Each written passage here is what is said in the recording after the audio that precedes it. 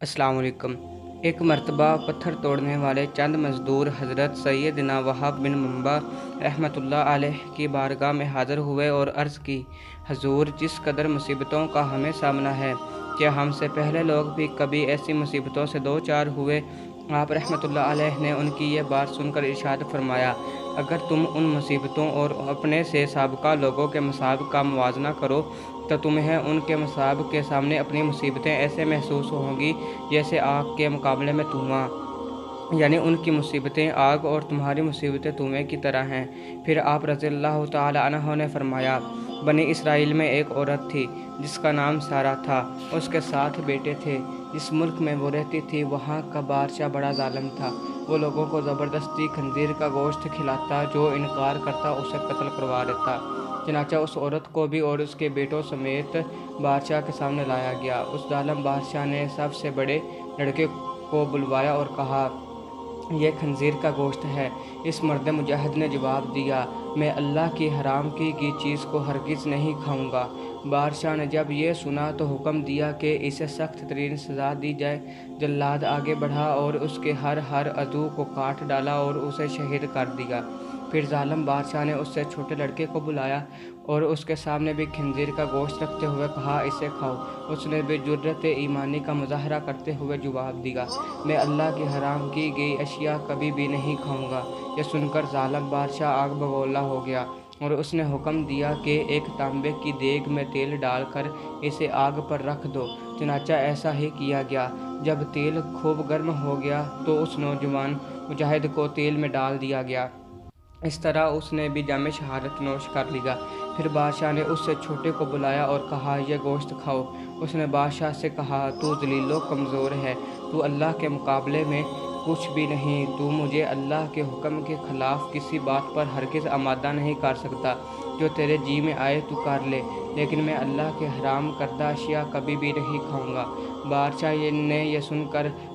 ये सुनकर हंसने लगा और लोगों से कहने लगा, क्या तुम जानते हो कि इसने मुझे गाली क्यों दी?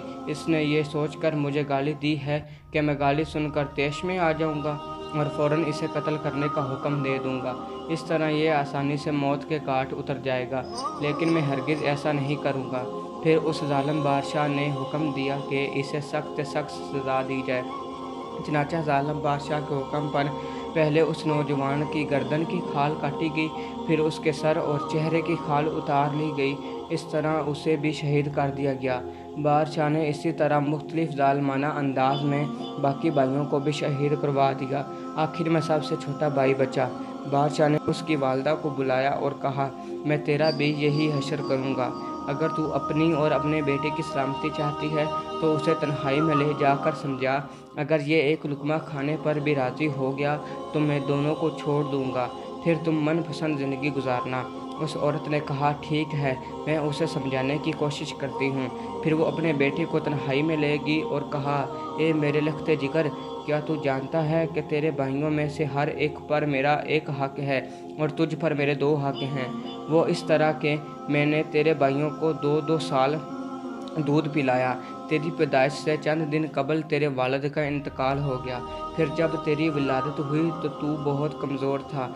मुझे तुझ पर बड़ा तरस आया और मैंने तेरी कमज़ोरी और तुझ से अपनी शदीद मोहब्बत की वजह से तुझे 4 साल दूध पिलाया।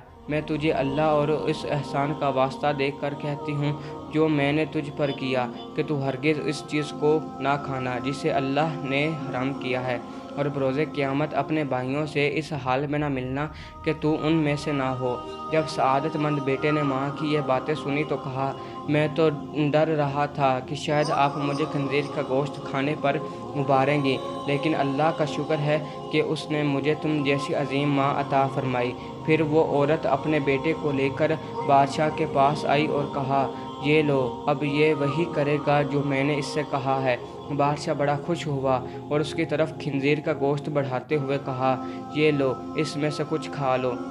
यह सुनकर बहादुर नौजवान ने जवाब दिया, खुदा की कसम, मैं हरगिज़ इस चीज़ को नहीं खाऊंगा जिसे अल्लाह ने हराम किया है। बादशाह को यह सुनकर बहुत गुस्सा आया چنانچہ اس ظالم نے اس مرد مجاہد کو بھی شہید کروا دیا۔ اس طرح یہ بھی اپنے بھائیوں سے جا ملا۔ پھر بادشاہ نے اس عظیم عورت سے کہا، میرا خیال ہے کہ مجھے تیرے ساتھ بھی وہی سلوک کرنا پڑے گا جو تیرے بیٹوں کے ساتھ کیا ہے۔ اے بڑھیا، تیری ہلاکت ہو، تو صرف ایک لقمہ ہی کھا لے، تو میں تجھے منہ مانگا انعام دوں گا، اور جو تو کہے گی میں وہی کروں گا، تو صرف ایک لقمہ کھا لے، پھر عیش و عشرت سے زندگی گزارنا۔ یہ سن کر اس عظیم ماں نے جواب دیا، اے ظالم، تو نے میرے بچوں کو میرے سامنے مار ڈالا، اور اب تو یہ چاہتا ہے کہ میں تیرے کہنے پر اللہ کی نافرمانی بھی کروں؟ اپنے بچوں کی موت کے بعد مجھے زندگی سے کوئی سروکار نہیں۔ خدا کی قسم، تو جو کچھ کر سکتا ہے کر لے، میں کبھی اللہ کی حرام کردہ شے نہیں کھاؤں گی۔ یہ سن کر اس شفاق و ظالم بادشاہ نے اسے بھی شہید کروا دیا۔ اس طرح اس عظیم ماں کی روح بھی اپنے عظیم فرزندوں سے جا ملی۔ سبحان اللہ!